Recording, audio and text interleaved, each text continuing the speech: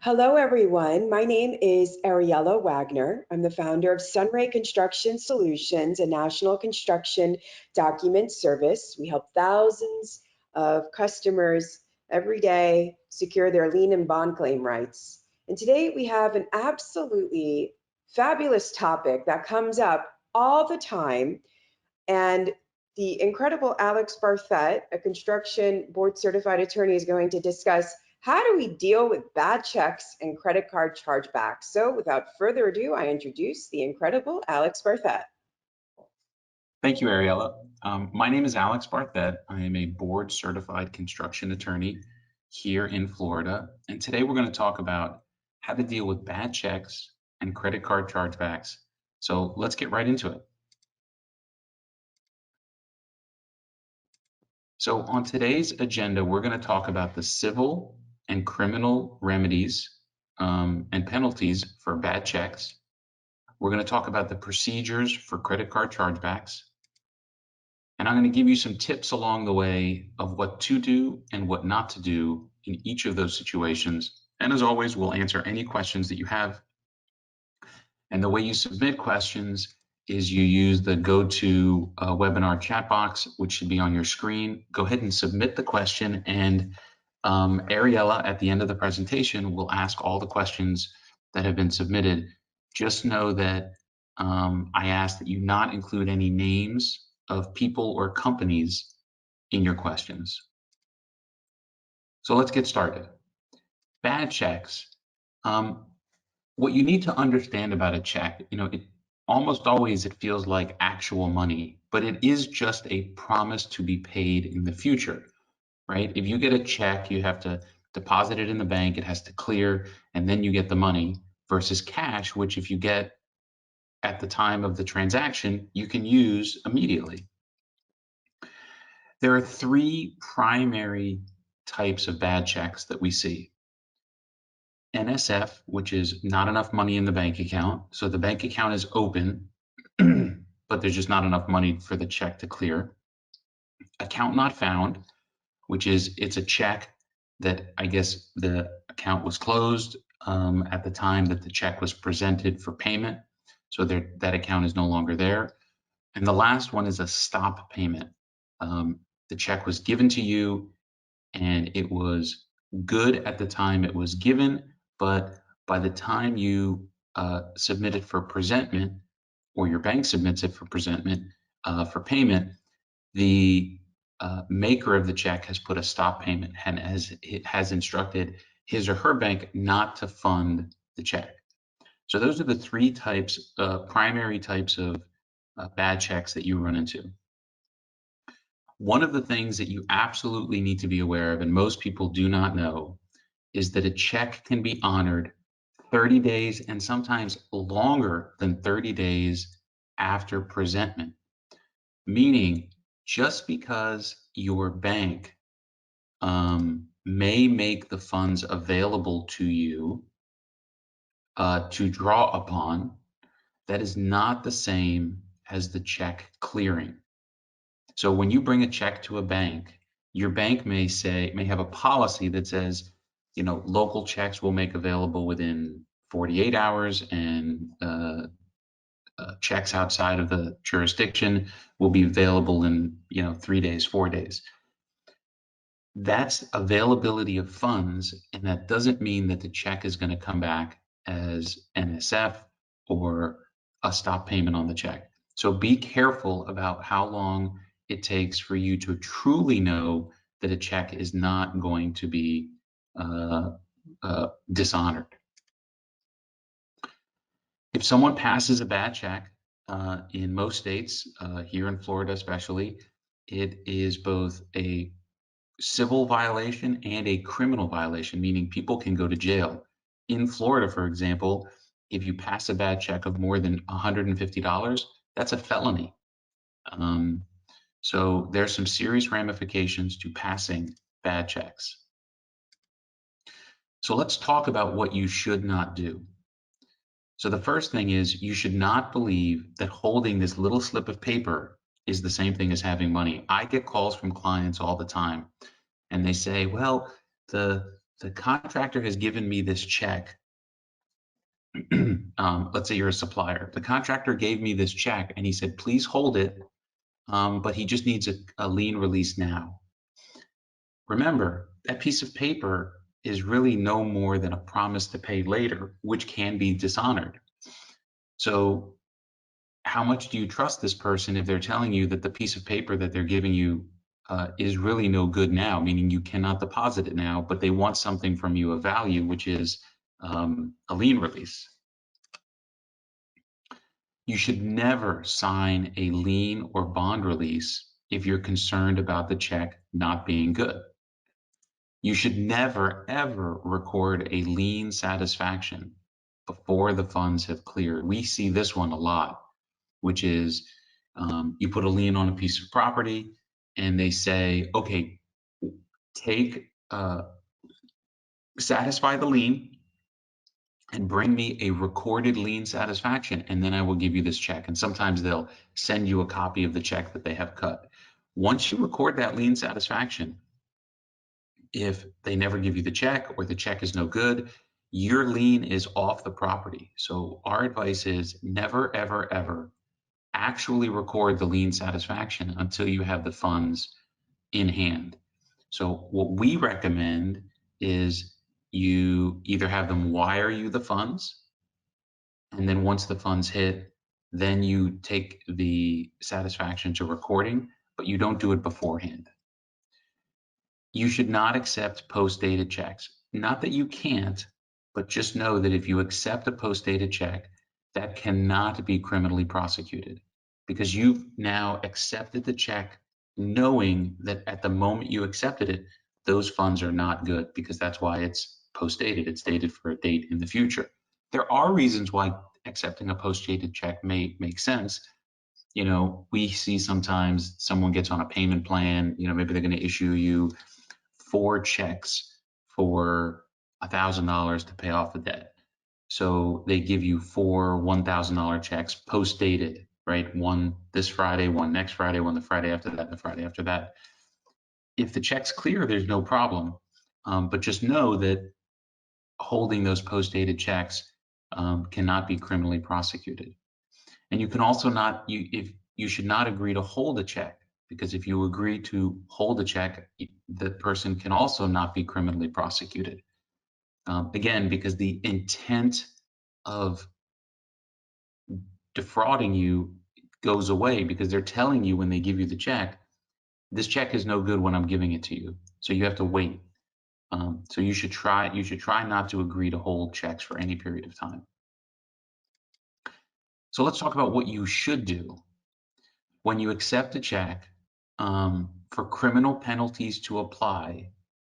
Meaning, if you accept a check and it bounces, you need to do the following in order to be able to pursue criminal penalties. You need to do the following to pursue criminal penalties.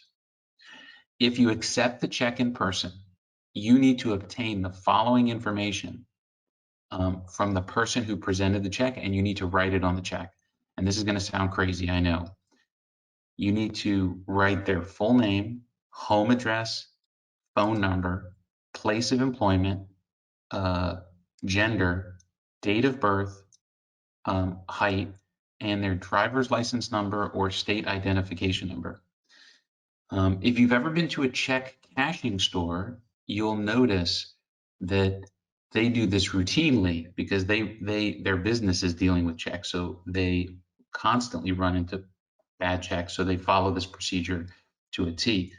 But if you don't do this, it's going to be very hard for a district attorney, which we'll talk about in a minute, to prosecute your case for the bad check.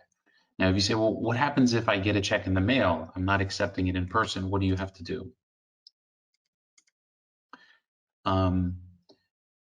If you accept a check in the mail, which is pretty common, in order for it to be given to the district attorney to prosecute criminally, if it is a bad check, you need to have an original contract or order or invoice or some request for service in which the check is intended to pay, and that agreement needs to have the signature of the person that signed the check. So there's a lot of steps here.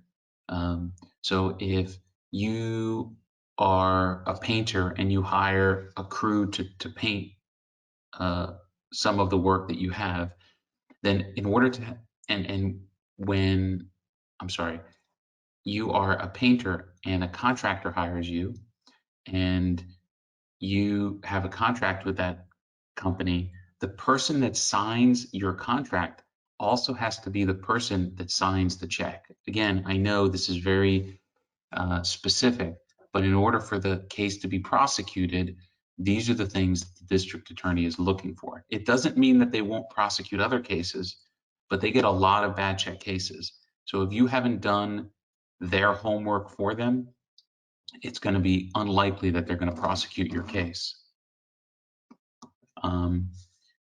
If the check is returned and marked by the bank as NSF or account closed, we'll talk about stop payments in a minute, then you need to send the following notice. So we talked about what do you need to do with respect to the check itself. Now you've gotten the bad check. You have to now send this notice. This is the statutory notice that needs to be given and sent ideally via certified mail and US mail. In essence, it tells the person that gave you the check that they have 15 days to make good on the check and they have to pay a small fee in addition to the amount of the check, and their failure to do so may render them liable criminally for this bad check. Now, you don't have to worry about writing all of this down. If you want this form, after the presentation, just send us an email, alex@barthet.com. I'll be happy to send you this form and the other form so that you can have it. So this is the form that you need for a criminal prosecution. After the expiration date of the 15 days and you're still not paid, then you can report the matter to your local state attorney's office. There are state attorney's offices across the state. How do you find yours? You're going to Google your city and then the words state attorney's office. So, you know, Orlando state attorney's office, Miami state attorney's office. It'll take you to the appropriate state attorney's office. You're going to find the bad check or worthless check division. All of them have a division dedicated just to bad checks.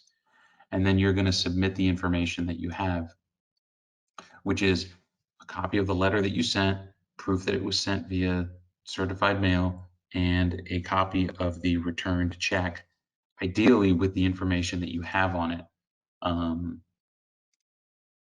But just know, in our experience, most state attorneys are very busy unless the check is very large or it happens to be someone they're prosecuting because this person is routinely writing bad checks.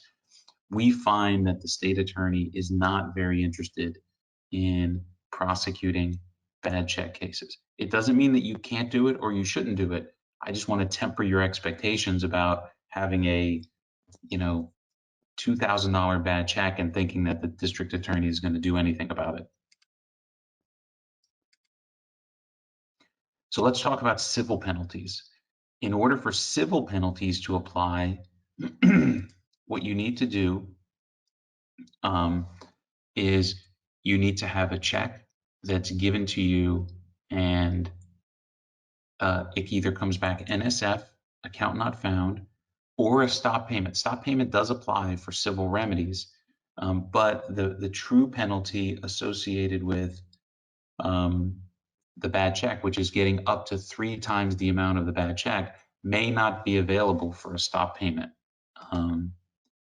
So what do you have to do? You need to send a statutory demand letter via certified mail, and if you send it and they don't pay they don't make good on the bad check, then they may be liable to you for the amount of the bad check plus 3 times the amount of the bad check. So that's a total of 4 times of the amount of the bad check, plus all your legal fees and costs. So here's a copy. Here's what the statutory notice looks like. It's very similar to the criminal notice, but it is not identical. So what we recommend is that if you're going to do this, you actually send both notices. Don't try to combine the two. Send both notices. You can even send them in the same envelope. So one is the civil remedy notice, the other is the criminal remedy notice. After the expiration of the 30 days, if you're still not paid, then you can file a lawsuit for, as I told you, the bad check amount plus 3 times the amount of the bad check plus your legal fees and costs. However, do know that if someone gave you a bad check, and while these penalties sound really large, you may get a judgment against this company or this person for a very large amount. I mean, think about it. If they gave you a $10,000 bad check, you could get a judgment against them for $40,000+. Well, if they couldn't pay the $10,000, how are they going to pay the $40,000? So keep that in mind as you decide to pursue these claims. That being said, we've had some success in the past where someone passes a bad check and we were able to get the client all of their money, including all of the treble damages. It's not that it's impossible, but again, I just want to temper your expectations about what you can get. So that's bad checks. Let's talk about credit card chargebacks. So just like a check, just know that just because you have a credit card that is processed and the money comes to your account, that doesn't mean that the money can't come back out of your account. And that really is the problem with a chargeback. So the consumer or the business can submit a complaint usually in 60 to 120 days. So it's a long time after you've delivered goods or services. And what happens is that the issuing bank verifies whether the dispute is valid. Is there just even enough information to satisfy the minimum requirements? So if the bank finds that the consumer is at fault, the process ends right there. However, it almost never does. The consumer, if it goes forward, is immediately refunded the money. And the cardholder's bank initiates the chargeback process against the merchant bank. So now the process starts where all of the money starts to come back out of your account. So the merchant bank verifies the request and starts their own investigation and notifies you of the chargeback. So one of two things can happen at this point. If the chargeback is deemed invalid by the merchant bank, the processor will contact the consumer's bank and inform them of their findings. Meaning, so we've got now two processes in which two things that could happen for the consumer not to have the claim go forward. One, they didn't fill in enough information and therefore it ends right at the beginning. That's pretty rare. Two, there's at least an initial investigation at which point the banks determine it's not a valid chargeback, it stops there. Again, I will tell you, it's very rare for that to happen. Almost always it goes to the next step. If it is deemed valid, and again, valid doesn't mean that they're right, it just means that there's just enough information for the chargeback to continue, the merchant will ask that you provide documentation on the chargeback. If sufficient information is provided, the chargeback will be stricken from the record and the issuing bank will remove the funds from the cardholder's account once again. If not, the chargeback stays and the funds are removed from your account and additional fees are charged to the merchant, typically a penalty fee associated with having to conduct the chargeback process. So what we see most of the time when a client has to deal with a chargeback is that simple things weren't done that make it very difficult for the merchant, you, to win the chargeback process. So what should you do? You need to obtain proper verification from your customer that they are who they say they are. Ideally, they sign a receipt and that the name of your business is legible on their bill. That's a requirement actually for many merchants under your merchant service agreement. And then do some basic verification about the card, that it's not expired, that the card holder is actually who he or she says they are. If you're taking the card at the place of your business, verify that the signature is on the back of the card and that it matches. One way to minimize some fraud or claims is to have the purchaser fill in the information themselves. So you send them a link and they fill it in. There are other clients of ours that have a simple agreement that they have the consumer or buyer sign, typically as is agreements. So when you sell something to a merchant, a consumer as is, clearly disclosed as is, that will severely limit the ability for them to complain that something was wrong with the items. But again, if you're selling new things to another business on a credit card, you're not typically going to sell it as is. You sell it with whatever warranty that you have. Make sure you follow all the security standards. If you're taking credit cards on the spot, you need to make sure you have a chip reader. I mentioned the customer signature.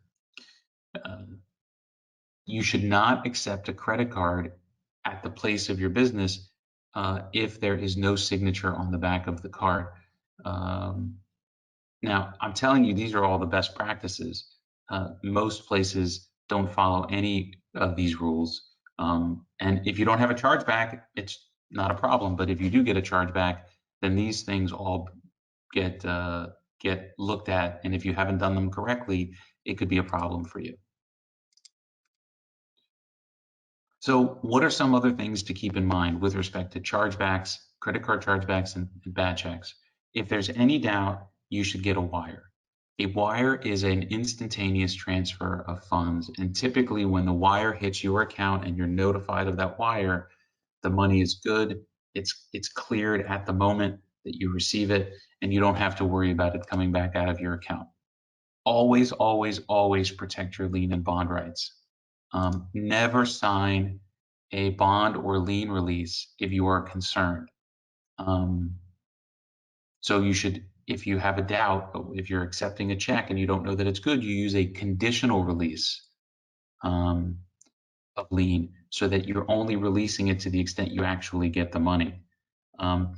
Never record a satisfaction of lien for a credit card payment or before funds clear, right? So can you imagine they process the credit card, you record your lien satisfaction, and then they dispute the charge. If they do that, you can't unwind your lien satisfaction.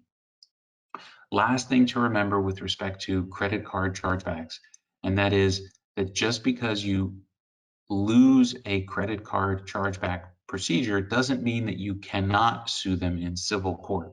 So you sell them a piece of equipment, they charge back on the card, you lose that chargeback dispute, you can still sue them in court, and you can win. So the credit card chargeback is not the end of the process. There are other alternatives for you to pursue the claim. And with that, Ariella, if we have any questions that we need to answer. So far, we don't have any questions. Okay, so let me tell you a few other things. We have a podcast you can listen to more about liens, bonds, contracts, and collections. It's called The Lien Zone. You can find it wherever you listen to podcasts. And we do these webinars every month. The next one is in July, and it's called Don't Sign That Release Unless It Says This One Thing, where we talk about the most important thing that your release needs to say so that you don't find yourself in a problem. And then in August, we have another webinar, What Happens After I Record My Lien? How do I get paid? We're going to talk about the steps that happen after the lien. So you've recorded the lien with SunRay. What happens next? How do you actually get paid. We're going to walk through all of the different steps so that you understand how to actually turn that lien into green dollar bills. We have one question that came through. What is the best route to take when you do encounter credit card fraud? It depends, right? So if it's a dispute with a customer and they are unhappy with you, you should try to resolve that dispute. But if it's pure fraud, right? Someone charges a fake card and you send them product or deliver services, it's going to be very, very hard to win that fraud claim because the bank's procedures, policies are such that if you are the one that didn't verify all the things you needed to verify at the time that you accepted that credit card charge, they're going to look to you as the party to deal with the problem. So typically we find that your best bet is to do the best you can with the chargeback process, but be prepared to bring a civil lawsuit, depending on the amount of money involved. You could do it in small claims yourself against the person that committed the fraud. And the second question to the follow-up of that is, can we contact the Attorney General? Absolutely, absolutely. But again, I will tell you, in my experience, they are typically not very interested in pursuing what they believe are relatively small claims. So for example, if if there was credit card fraud for, $5,000, $7,000, $10,000, in my experience, that's just not something they get excited enough about to do anything with. But it doesn't mean that you can't submit it and bother them so that they actually do their job and prosecute every case. And is it okay to use a credit card authorization form requesting copies of the cards and IDs with signatures? Absolutely, absolutely. That is something that is permitted in order to verify the authenticity of the person making the charge. So you can absolutely do that. Just know that if that happens remotely and not in person, if they have a stolen card and they actually have the a fake or stolen ID that matches, that doesn't solve your problem because the person that is running the charge is not necessarily the same person that they say is authorized to make the charge.